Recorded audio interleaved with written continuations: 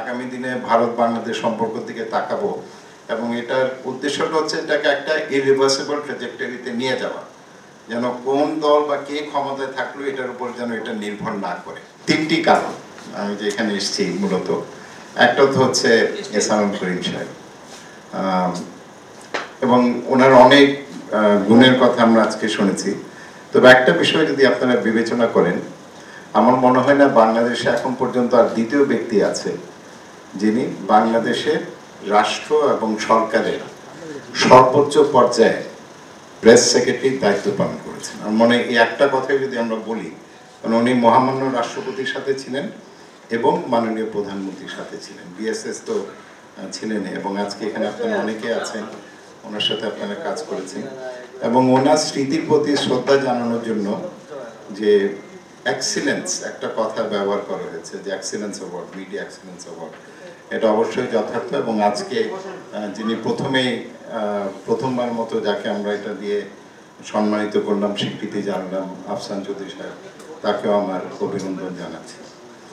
আমি আইআইএমসি নিয়ে একটু গুগল করছিলাম যে সংগঠনটা শুরু হয় কিভাবে, এবং সেখানে খুব ইন্টারেস্টিং একটা বিষয় দেখলাম যে 65 সালে এটার যাত্রা শুরু হয়। এখানে অমিনেশ আছেন এবং এটা উদ্বোধন করেছেন শ্রীমতী ইন্দিরা গান্ধী।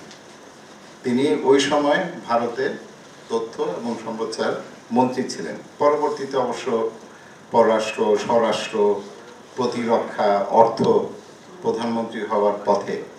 তো তাকে দিয়েই এই প্রতিষ্ঠানের যাত্রা শুরু হয়।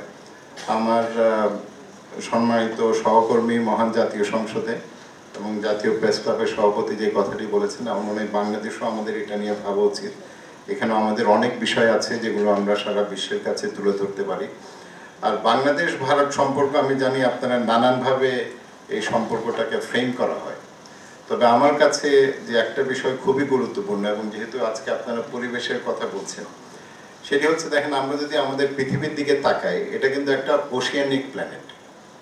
71% হচ্ছে আপনার পানি, আর ইন্ডিয়ান ওশানটা হচ্ছে এই যেটাকে আমরা বলি গ্রেট মিডল বে, তার মধ্যে, আর বঙ্গোপসাগর, বে অফ বেঙ্গল হচ্ছে তার একেবারেই মাঝখানে, এবং বাংলাদেশ হচ্ছে সেই বঙ্গোপসাগরে। তো আমরা যখন ইন্দো প্যাসিফিক নিয়ে কথা বলি, এই বে অফ বেঙ্গলের গুরুত্বটা কিন্তু চলে আসে। তো সেখানে অনেক জিওপলিটিক্যাল বিষয় আছে। আমি মনে করি আমরা যখন আগামী দিনে ভারত বাংলাদেশ সম্পর্কের দিকে তাকাবো, এবং এটার উদ্দেশ্যটা হচ্ছে এটাকে একটা ইরিভার্সিবল ট্র্যাজেক্টরিতে নিয়ে যাওয়া, যেন কোন দল বা কে ক্ষমতায় থাকলো এটার উপর যেন এটা নির্ভর না করে। এবং আজকে আমরা একটা কথা শুনলাম প্রথমেই, যে সম্পর্ক কেমন সরকারি পর্যায়ে সেটার উপর নির্ভর করছে কজন বাংলাদেশ থেকে সেখানে যায়। ভারত থেকে যদি আমাদের একটা কোনো বিষয় আমরা যদি লক্ষ্য করি, সেটা হচ্ছে প্রতিবেশীর সাথে কি সম্পর্ক হবে সেটা কোন দল ক্ষমতায় থাকলো এটার উপর নির্ভর করে না, তাদের একটা কমন একটা পজিশন আছে, এবং আমাদেরও বাংলাদেশে আস্তে আস্তে সেই জায়গায় চলে যেতে হবে। আমি যে নতুন কমিটি হয়েছে সেটাকে আমি আমার শুভেচ্ছা জানাচ্ছি। নিশ্চয়ই তারা তাদের দায়িত্ব পালন করবেন, এবং আমরা যে উন্নত সমৃদ্ধ বাংলাদেশের স্বপ্ন দেখি, আমরা সকলেই মিলে সেই স্বপ্ন আমরা বাস্তবায়ন করব।